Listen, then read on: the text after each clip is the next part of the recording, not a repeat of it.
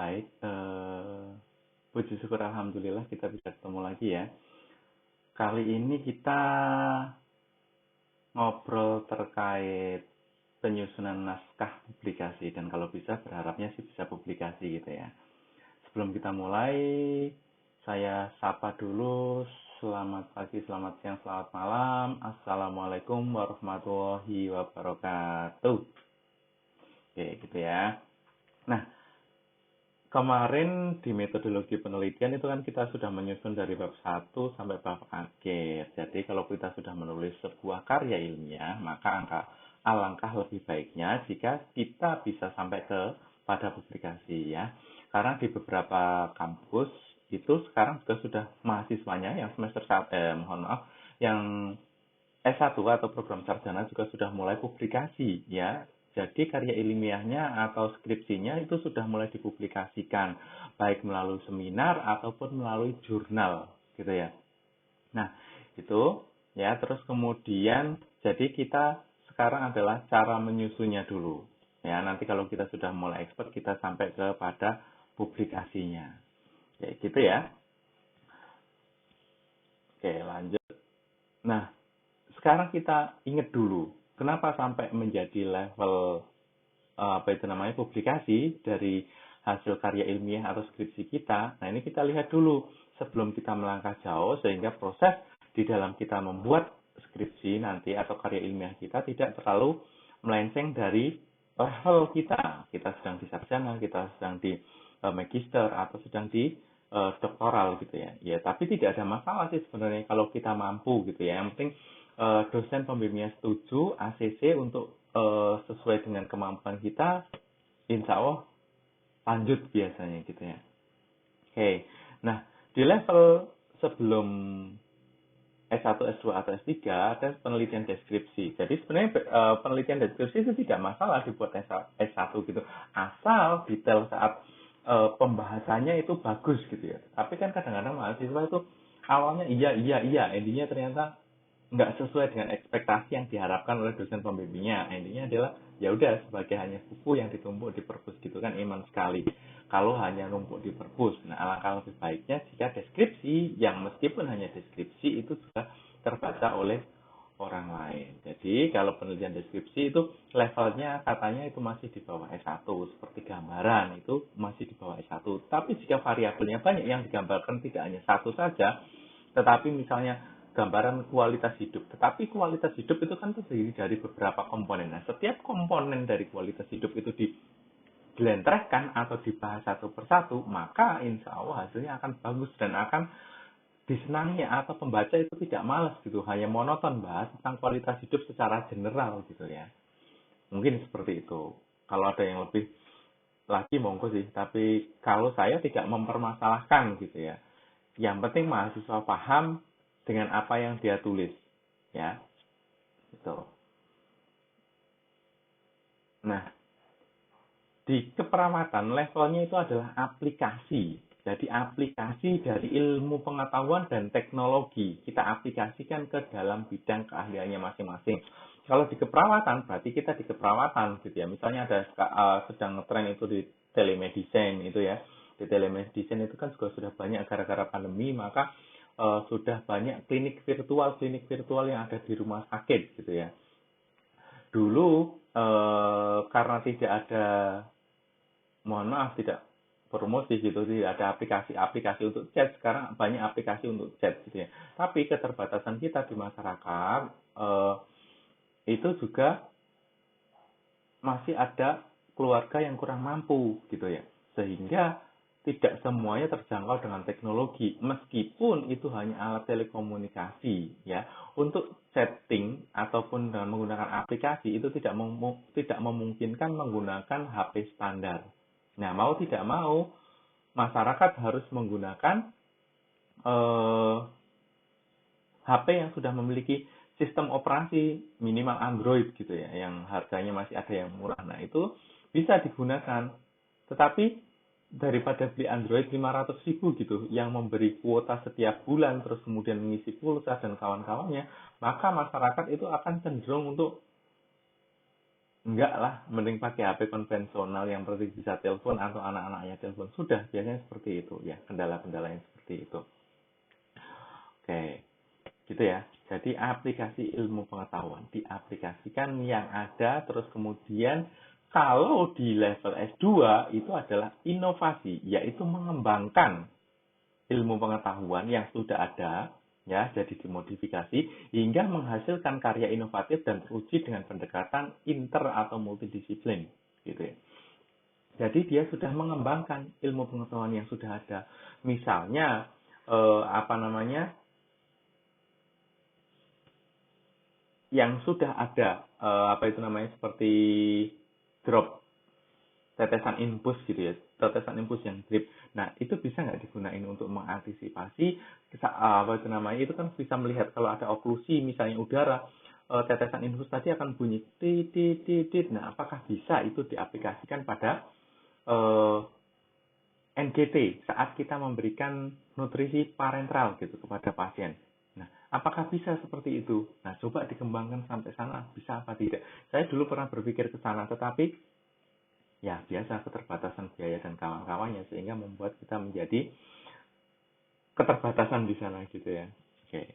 Terus kemudian misalnya lagi untuk emergensi di keperawatan gawat darurat, misalnya saat kita sekarang ini kan kita sudah ada yang delivery makanan itu. Nah, apakah bisa saat terjadi emergensi terus kemudian kita menekan tombol emergensi gitu misalnya yang ada di HP kita atau HP orang lain dijedot sesuai dengan lokasi sehingga tenaga kesehatan ataupun misalnya yang sekarang ada di PSC 119 bisa datang ke lokasi yang dituju atau ke lokasi yang terjadi korban atau terjadi accident gitu.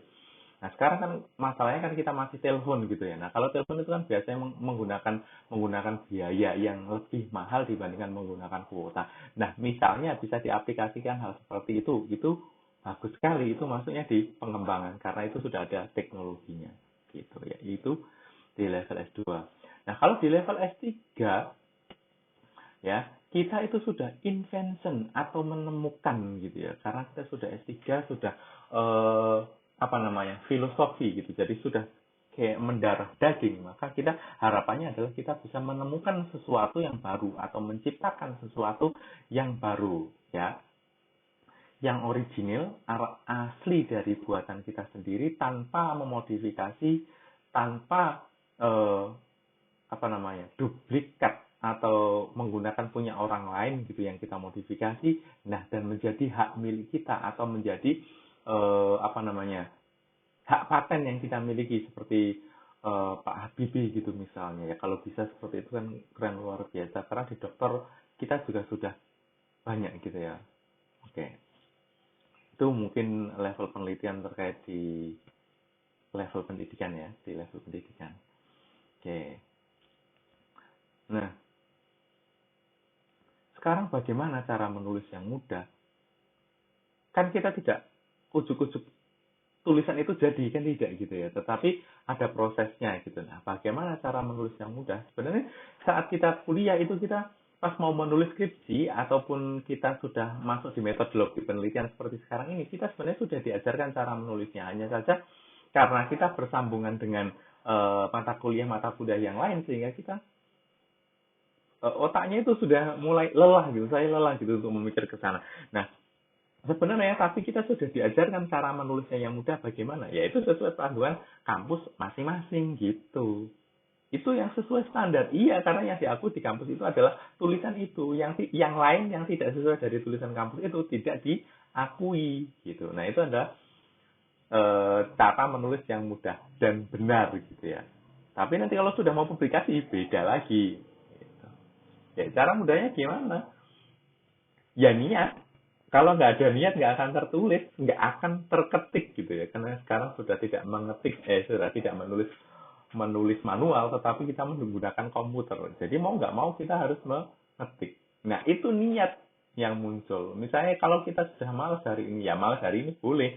Sejam, 2 jam, 3 jam, 4 jam, 5 jam. Nah, selanjutnya kan ada 24 jam, baru 5 jam. Berarti artinya masih 19 jam lagi. Nah itu digunakan seoptimal mungkin gitu. Jadi tidak hanya rebahan terus.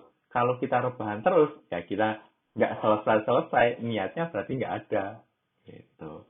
Pak, nanti niat aja dulu, laksanakannya nanti. Nah, itu susah lagi. Balik lagi, untuk yang support diri kita itu adalah diri kita sendiri, bukan orang lain sebenarnya. Gitu. Ya, coba semoga semoga menjadi motivasi buat teman-teman. Bisa insya Allah, asal ada niat, benar-benar niat. Jangan kecewa, jangan galau misalnya di PHP dosen. Insya Allah dosen itu tidak mem-PHP, tetapi jika beliaunya punya punya kepentingan yang lain yang lebih urgent, biasanya dia akan memilihkan, dan itu pasti disampaikan ke mahasiswanya. Tapi biasanya mahasiswa akan kecewa terlebih dahulu ya. Tetapi kalau kecewa, apa kita akan menyelesaikan masalah itu? Insya Allah saya rasa tidak gitu ya. Sehingga ya kita yang menoto atau mengatur atau menata hati kita sendiri untuk menerima hal tersebut. Ya, karena kita sudah punya target, saya harus lulus 4 tahun, 4 tahun karena S1 itu 4 tahun gitu misalnya. Jadi ya kita harus kejar target sesuai harapan kita gitu, sesuai harapan orang tua yang dinanti-nantikan orang tua itu adalah panggilan untuk undangan wisuda, biasanya seperti itu. Nah, terus lagi, paham terkait apa yang akan kita teliti. Kenapa? Biasanya mahasiswa yang datang untuk konsul itu dia tidak paham atau kurang paham dengan apa yang akan kita lakukan gitu. Padahal sebagai pembimbing itu hanya membimbing, walaupun dia juga akan terjun mengarahkan gitu. Tetapi mahasiswa sendiri sebagai pelaku objek utamanya itu harus paham gitu. Apa sih yang akan kita lakukan gitu. Misalnya penelitian terkait dengan hipertensi pada pasien COVID gitu, atau pasien hipertensi yang terkena COVID. Nah, apa yang akan kita nilai? Apa yang akan kita pikirkan? Subjeknya atau sampelnya atau respondennya kita sudah paham. Berarti pasien dengan hipertensi yang terkena COVID, yang tidak terkena COVID, berarti dieliminir, tidak digunakan. Ya sudah, berarti kita pembahasannya adalah pasien dengan hipertensi yang terkena COVID gitu. Terus kemudian tanda dan gejalanya seperti apa, kualitasnya hidupnya bagaimana, orang di sekitar atau support sistemnya seperti apa. Lah itu yang harus dipahami oleh seorang peneliti. Tidak asal, Pak saya punya judul seperti ini, Pak atau Bu saya punya judul seperti ini. Tidak ujuk-ujuk seperti itu gitu. Kenapa yang ditakutin adalah plagiarisme. Kalau sudah plagiarisme, karena di situ mencantumkan nama pembimbing, nah pembimbingnya juga akan kena masalah. Endingnya apa ya? Yang dipermasalahkan jabatan fungsional dari dosen tersebut. Bagaimana seorang dosen tidak paham bahwa ini adalah plagiasi, bahwa ini yang original. Nah, itu yang dikhawatirkan gitu. Ya, silakan bertanya ya kalau misalnya eh, ada pertanyaan, boleh di komen atau boleh langsung japri di WA juga boleh, atau alangkah lebih baiknya di adik kelas atau di komen sehingga teman-teman yang lain bisa mengetahui jawaban dan pertanyaan dari teman-teman gitu ya. Nah, harapannya seperti itu ya. Jangan lupa sekali lagi like dan subscribe, sangat dihargai gitu ya. Nah, kita kembali lagi ke topik ya. Harapannya mahasiswa itu paham dengan apa yang ingin diteliti. Kalau sudah paham, insya Allah dia akan paham apa yang akan ditulis gitu ya. Jika mahasiswa itu aktif, semangat, itu dosen tidak akan malas loh ya. Dosen pembimbingnya tidak akan malas dengan mahasiswa seperti itu. Ya, semua dosen sih tidak akan malas dengan seluruh mahasiswa insya Allah. Tetapi kan ya kita juga punya prioritas. Mahasiswa juga harapannya paham dengan kondisi dosennya. Gitu. Nah, selanjutnya coba kita paham dengan metode. Karena sudah paham apa yang akan diteliti, misalnya karena hubungan, korelasi gitu. Berarti kira-kira apa? Nggak mungkin dong itu masuk eksperimen. Korelasi berarti masuknya apa? Penelitian seperti apa? Lah itu bisa gitu. Ya, disesuaikan metodologi penelitian yang akan apa yang akan digunakan. Kualitatifkah? Deskriptifkah? Kuantitatifkah? Seperti itu. Terus kemudian pendekatan yang digunakan apa? Seperti itu. Terus kemudian waktunya berapa lama? Sampelnya atau respondennya nanti siapa? Waktu saya, target saya seperti apa? Cara melakukan penelitiannya nanti bagaimana? Itu muncul semua di metodologi penelitian atau di metode penelitian teman-teman. Terus kemudian sampai muncullah di sana definisi operasional, terus kemudian cara menghitung sampelnya muncul semua di sana, sehingga sampai selesai ketemulah penelitian yang atau metode penelitian yang bagus karena kita sudah paham. Gitu. Nah, karena saya juga masih berpikir bahwa mahasiswa S1 itu adalah belajar meneliti. Jadi kalau ada salah, tidak masalah bagi saya. Yang penting kamu paham stepnya dan kamu paham bagaimana cara melaksanakannya. Tetapi cara masih belajar, maka itu harapannya adalah yang benar, tidak salah. Sehingga nanti kalau sudah selesai sarjananya, mendapat gelar sarjana, lulus itu tidak. Loh, kamu kan sudah sarjana, masa nggak paham itu gitu? Katanya gitu kan level kompetensi mahasiswa sarjana itu salah satunya adalah mampu menyelesaikan permasalahan sederhana, ya, kompleks dan sederhana. Kalau tidak salah di KKN ini seperti itu. Nah, apakah kita hanya mendapatkan gelar saja karena kita sudah sekolah selama 4 tahun gitu? Kan tidak, apalagi nanti dilanjut dengan profesi. Di profesi atau di lahan klinik kita akan banyak sekali masalah atau banyak problematika yang bisa diangkat untuk penelitian.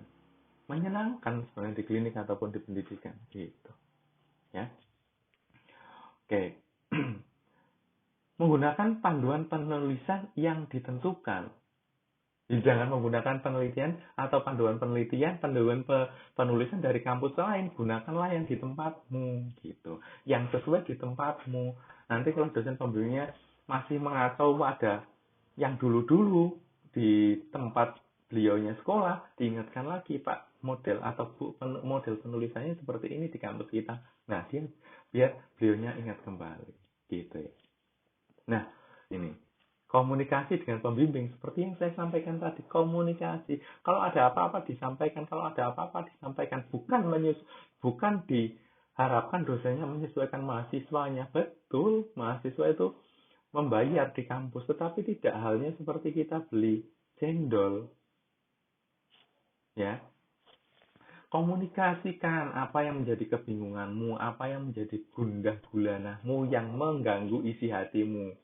Sampaikan, nggak usah takut.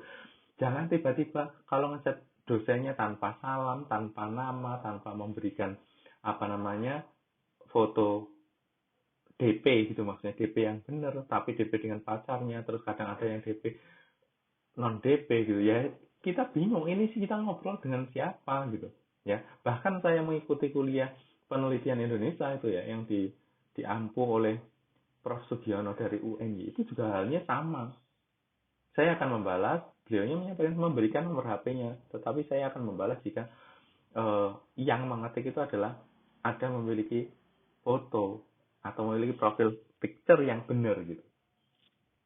Nah, itu yang salah satu etika sebenarnya. Yang terkenal di orang Indonesia itu katanya adalah angka unggul. Nah, apakah itu sudah mulai berkurang atau menurun? Monggo kita cermati masing-masing bagaimana teman-teman berkomunikasi atau kita berkomunikasi. Tidak semuanya sama dengan apa yang kita harapkan, gitu ya. Oke. Nah, karena sekarang masih daring, berarti kita membutuhkan sinyal yang kuat. Sinyal yang kuat itu tidak hanya provider, tetapi bagaimana kita menangkap apa yang ada di lingkungan kita, apa yang disampaikan oleh pembimbing kita. Sebagai pembimbing pun halnya harus juga melakukan hal yang sama gitu, sehingga saya tidak mau melihat semua dari sudut dosennya, tetapi juga dari sudut mahasiswa, bahwa mahasiswanya bingung harus diapakan, harus diberikan trigger yang lebih kuat daripada si A atau membimbing si A gitu. Jadi kita harus berpikir sampai ke sana gitu ya. Terus kemudian pengumpulan data. Nah, pengumpulan data bisa online, bisa offline, karena sekarang sudah offline. Kalau yang dulu-dulu masih online, bisa menggunakan duduk di depan komputer sampai capek gitu, bisa mendapatkan data. Tapi karena sekarang kita sudah mulai offline, ya wes, mau nggak mau kita terjun ke lapangan. Kalau di puskesmas ya penelitian di puskesmas, misalnya. Kalau di komunitas ya di komunitas, kalau di klinik ya di klinik, silahkan gitu, sesuai dengan teman-teman bagaimana mengoleksi atau mengumpulkan data tersebut sehingga data tersebut dapat diolah gitu. Itu adalah bagaimana cara membuat sebuah karya ilmiah yang baik gitu. Jadi kita paham terhadap kondisi apa yang akan kita lakukan dan niat dari diri kita sendiri ya. Terus kemudian yang selanjutnya adalah komponen penelitian. Ya, kalau sudah niat dan benar-benar tadi, terus kita harus paham terkait dari komponen penelitian. Yang pertama adalah masalah atau potensial masalah yang mungkin muncul di sekeliling kita, di masyarakat, di komunitas, di puskesmas, di klinik, atau di rumah sakit. Nah, itu yang kita lihat gitu. Bukan sesuai apa yang kita inginkan. Boleh sesuai dengan yang kita inginkan, tetapi tidak ada fenomenanya. Tetapi nanti respondennya susah gitu. Tetapi biayanya mahal. Tetapi tidak, kemungkinan hasilnya bias atau tidak dapat digeneralisasikan. Jadi kita mikirnya sampai ke jauh ke sana. Ya, gitu. Semoga teman-teman paham dengan apa yang saya sampaikan. Kalau tidak paham, boleh tanya berulang. Nanti kalau juga misalnya kurang paham lagi, bisa diputar berulang-ulang di YouTube saya, gitu ya. Oke. Nah, teori, terus kemudian masalah tersebut atau potensial masalah tersebut dicari teorinya apa yang sesuai. Kualitas hidup, berarti kita baca tentang kualitas hidup. Kualitas hidup menurut siapa, terus kemudian bagaimana menilai kualitas hidup menurut siapa, itu ada semua pengertian atau pengertian dan definisi dari kualitas hidup pun banyak gitu. Misalnya kalau kualitas hidup, hipertensi pun sama gitu misalnya, ataupun komplementari terapi misalnya. Silahkan, yang penting teman-teman paham bagaimana mencari literatur yang benar dan baik. Itu disambungkan dengan masalah yang sudah ditemukan gitu. Ya, misalnya komplain pelanggan di rumah sakit. Kenapa terjadi komplain? Bagaimana meminimalisir terjadinya komplain?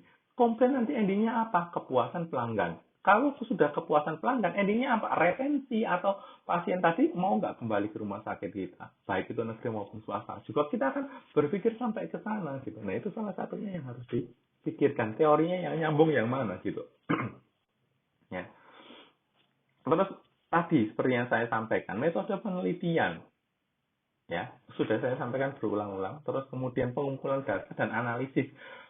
Datanya tadi kalau sudah dapat, datanya sudah dianalisa, bentuknya tadi apa? Kategorik apa numerik? Nah, kalau numerik ataupun kategorik, dia analisanya menggunakan apa? T-square kah? ANOVA kah? Warga ANOVA kah? Nah, itu masuknya di sana, dipikirkan sampai ke jeli-jelinya sana. Nah, silakan teman-teman membaca buku nanti di biostatistik. Sepertinya itu ada ya, bagaimana cara menganalisanya, cara pengumpulan datanya. Kalau sudah data terkumpul, bagaimana di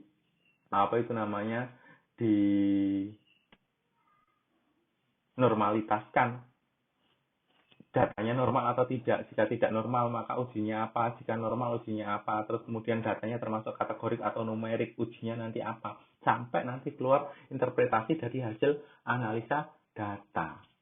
Nah, hasilnya nanti disajikan secara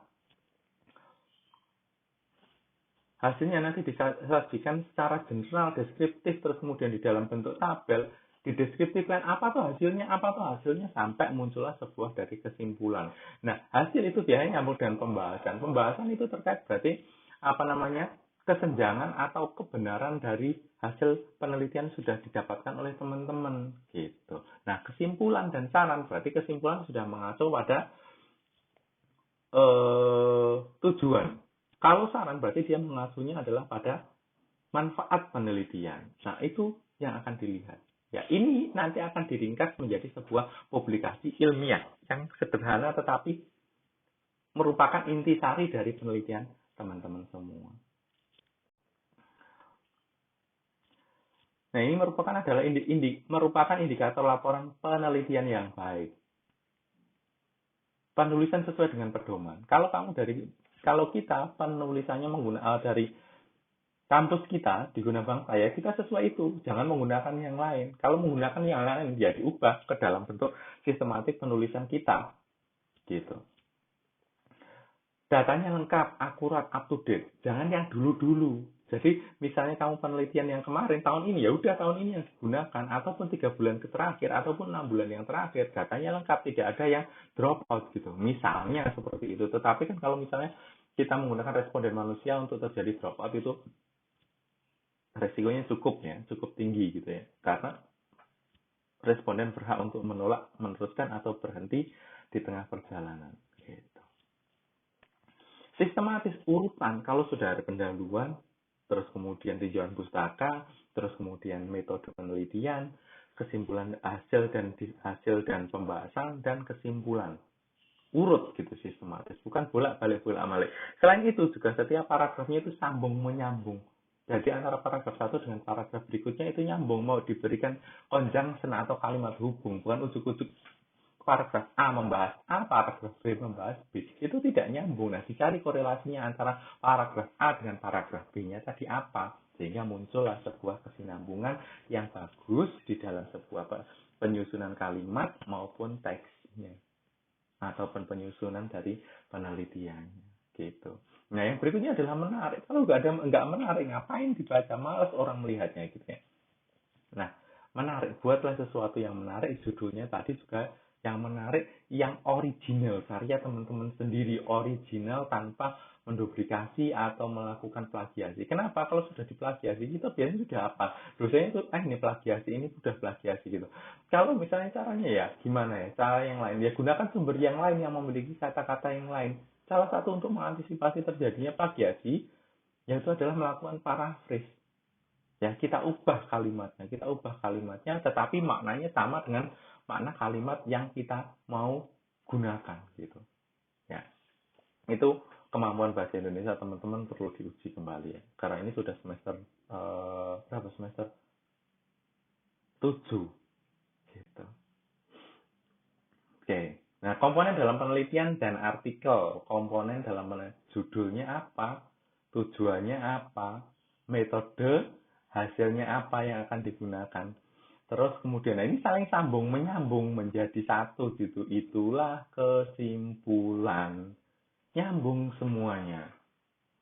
Kita tulis judulnya, tujuan penelitianmu apa? Yang atas ini adalah judul penelitian, terus kemudian, judul penelitian, tujuan penelitian, metode yang digunakan apa, hasilnya apa, simpulan. Kesimpulannya apa yang ditarik dari hasil penelitian ini, ya. Nah, selanjutnya ini adalah format dasar publikasi artikel. Ya, format dasar publikasi artikel. Format dasar publikasi artikel, satu adalah judul artikel ilmiah, yang kedua adalah penulis atau autor dan afiliasinya. Afiliasi itu adalah kamu misalnya sekarang dari mahasiswa keperawatan Stikes Guna Bangsa misalnya, afiliasinya di sana gitu. Nanti kalau misalnya kamu sudah bekerja di tempatmu, ya kamu bisa misalnya afiliasinya adalah Puskesmas Mergangsan atau Puskesmas Depok, silahkan bisa digunakan itu sebagai afiliasi gitu. Terus kemudian abstrak ditulis dalam bahasa Indonesia dan bahasa Inggris. Sesuaikan nanti. Kalau misalnya kita mau publikasi, ya publikasi di kampus ataupun publikasi di luar, itu disesuaikan dengan format yang ada di sana. Format yang digunakan di tempat publikasinya. Gitu ya. Nah, terus kemudian berikutnya adalah pendahuluan. Ya, pendahuluan atau latar belakang, terus kemudian metode penelitian yang digunakan, hasil dan diskusi, terus kemudian simpulan, dan yang terakhir adalah daftar pustaka. Ini adalah yang standar ya, yang standar ya. Oke. Karena ini merupakan publikasi, maka dia kecil gitu ya, tidak setebal kita atau setebal kita mau membuat skripsi gitu ya, tetapi dia lebih sederhana. 15 halaman sudah cukup, 13 halaman sudah cukup, 10 halaman pun sudah cukup jika itu sudah merangkum semua isi dari karya ilmiah kita gitu. Nah, yang pertama adalah pendahuluan. Pendahuluan adalah kita memilih alasan penelitian atau masalah penelitian. Kita munculkan di sana. Apa tuh masalahnya dari apa yang kita teliti, apa yang akan kita lakukan riset gitu. Sama dengan kita menulis pertama di pendahuluan saat kita menulis skripsi. Nah, kita tidak memindahkan, tetapi tidak keseluruhan di copy paste. Tapi dipilih kata-katanya sehingga dia lebih bagus.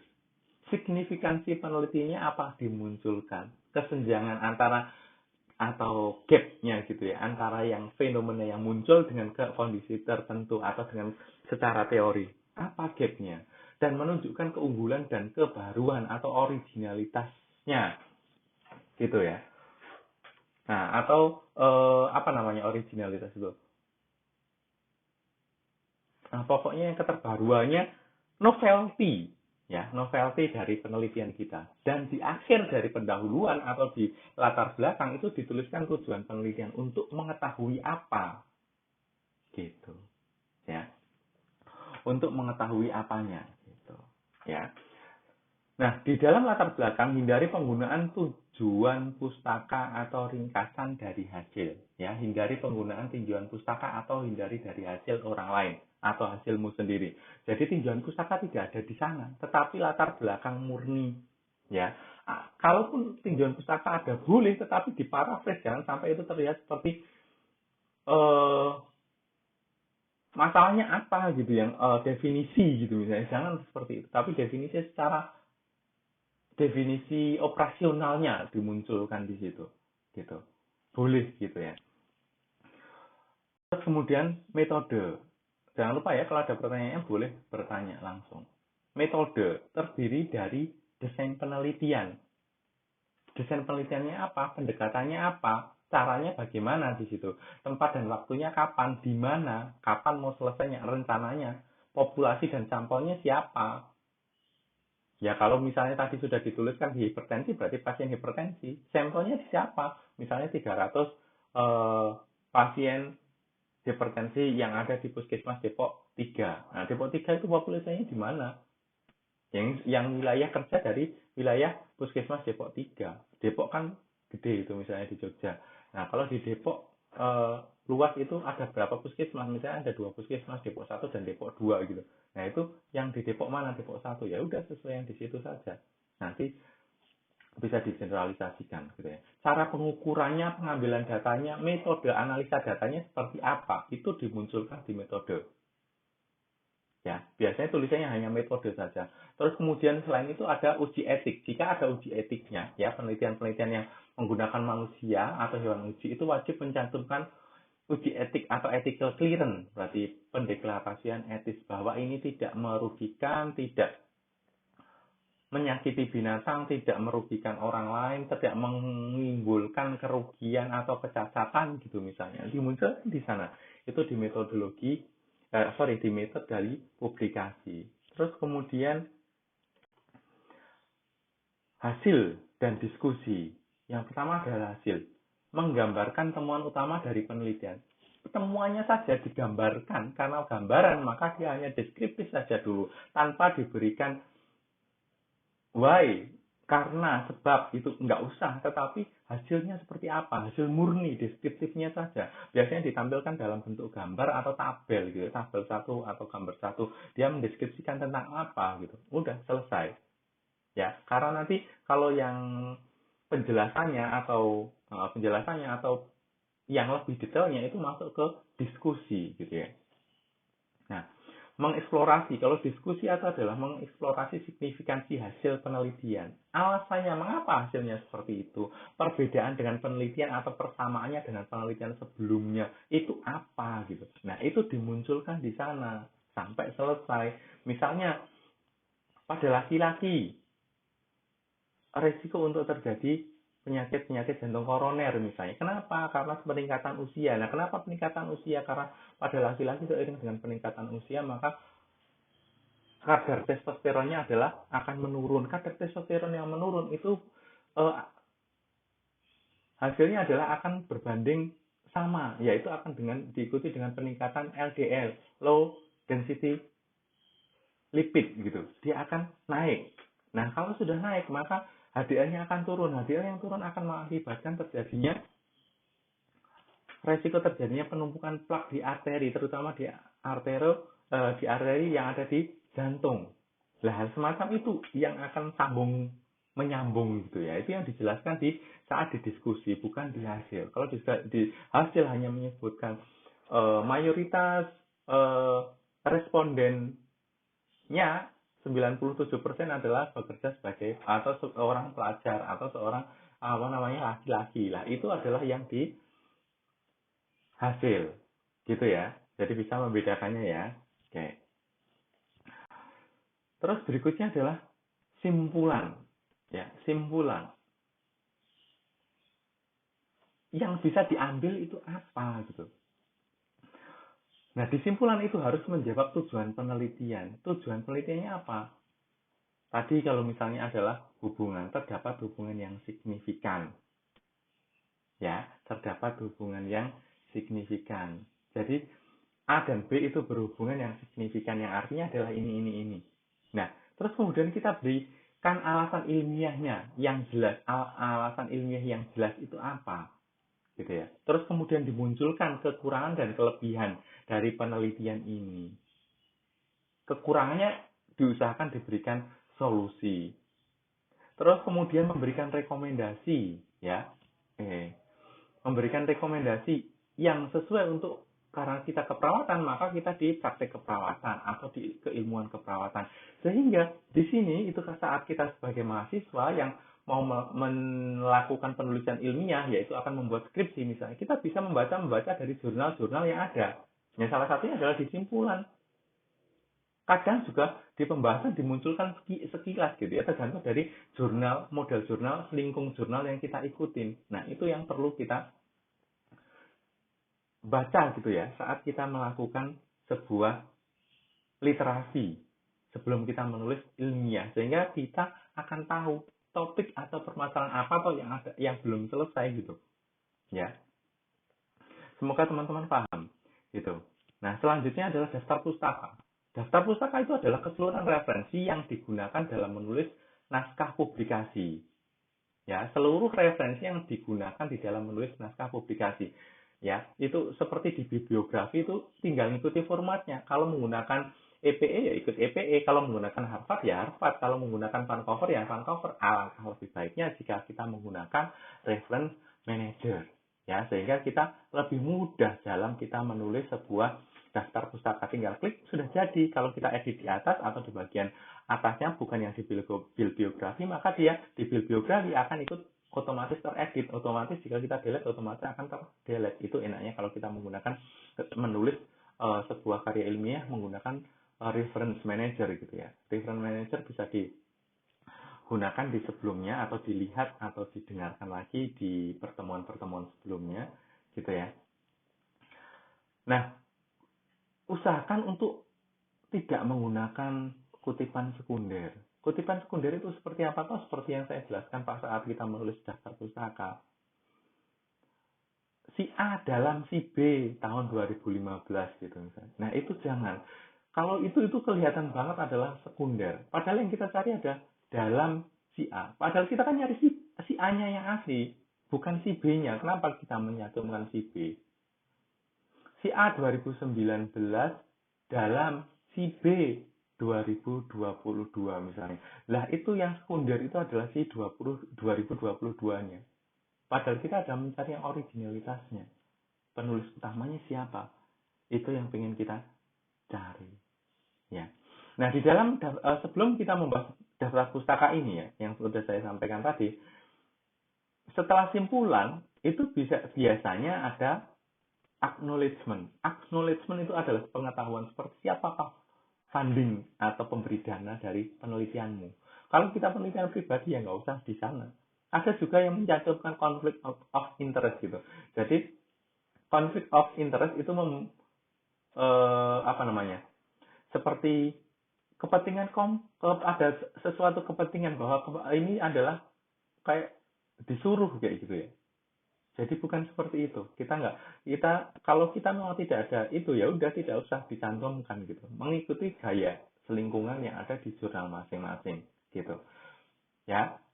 Nah, publikasi jurnalnya setelah kita sudah menulis semuanya ini, kita lanjutkan ke publikasi misalnya di jurnal JOH, Journal of Health dari punya Stikus Guna Bangsa sendiri, atau jurnal-jurnal yang lain misalnya Nurseline, terus kemudian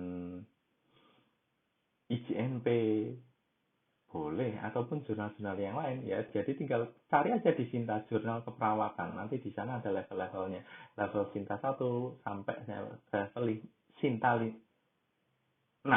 Nah, semakin nilainya tinggi 6, misalnya Sinta 6 itu adalah level jurnal yang akreditasi, maksud saya akreditasinya kurang dibandingkan yang Sinta 1 gitu. Nah, silahkan teman-teman. Biasanya sekarang sudah mulai menggunakan bahasa Inggris, tapi ada juga yang menggunakan masih juga banyak yang menggunakan bahasa Indonesia. Gitu, ya. Nah, itu ternyata yang terakhir dari saya. Semoga bermanfaat. Kurang lebihnya mohon maaf. Jika ada pertanyaan, boleh bertanya secara japri ataupun lewat komen ataupun lewat kelas, ya. Jangan takut, ya. Kalau misalnya misalnya pengen publikasi, minta dibantu publikasi gitu misalnya, boleh. Ya, kita belajar bareng-bareng publikasi, kita masuk ke jurnal yang ingin kita masukin. Asal tadi itu, niatnya ada, niat. Kalau kita sudah niatnya kurang, ya berat gitu ya. Gitu, dari saya tidak usah panjang lebar. Jangan lupa like and subscribe. Terima kasih atas perhatiannya. Selamat belajar. Semoga sehat selalu. Jangan lupa prokesnya tetap jalan ya. Bye-bye. Assalamualaikum warahmatullahi wabarakatuh.